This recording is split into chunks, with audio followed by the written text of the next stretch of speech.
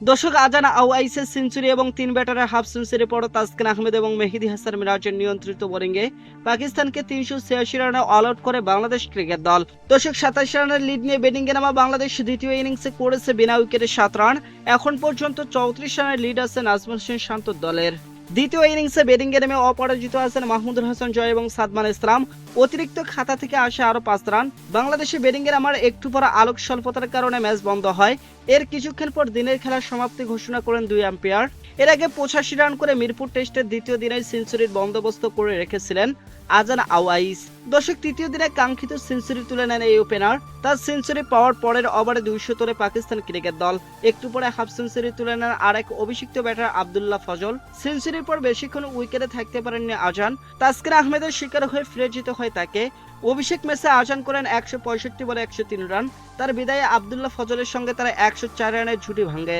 এরপর শান মাসুদকেও বেশিক্ষণ উইকেটে স্থায়ী হতে দেননি তাসকিন আহমেদ। 17 বলে 9 রান করে বিদায় নেন মাসুদ।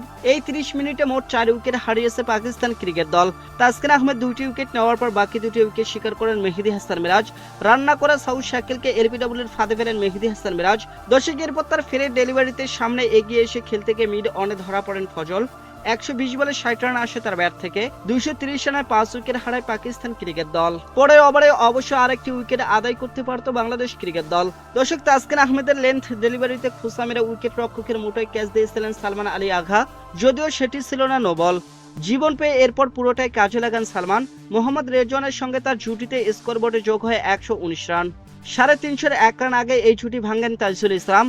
দর্শক, তার ফ্লাইট হয়ে আসা শর্ট ডেলিভারিটি মিড অফের ওপর দিয়ে সীমানা ছাড়া করতে গিয়ে ক্যাচ আউট হন মোহাম্মদ রেজওয়ান। 79 বলে 59 রান করে ফেরত যান এই উইকেট রক্ষক। দর্শকের পর বৃষ্টির কারণে ঘন্টা দেড়েক খেলা বন্ধ ছিল। বৃষ্টির পর পুনরায় খেলা শুরু হওয়ার পর বিশেষ সুবিধা করতে পারেননি সালমান আলী আগা। নাহিদ রানার অফ স্টাম্পের বাইরে বলে ড্রাইভ করতে গিয়ে প্রথম স্লিপে ক্যাচ তুলে দেন এই ব্যাটার। দর্শক, সহজ ক্যাচটি লুপে নেন নাজমুল হোসেন শান্ত। ফেরার আগে 94 বলে 58 রান করেন সালমান। 553 রানে পঞ্চম উইকেট হারায় পাকিস্তান ক্রিকেট দল। শেষ দিকে নোমান আলী এবং শাহিন শাহ আফ্রিদিকে ফিরিয়ে 14তম বারের মতো ফাইফার আদায় করেন মেহেদী হাসান মিরাজ।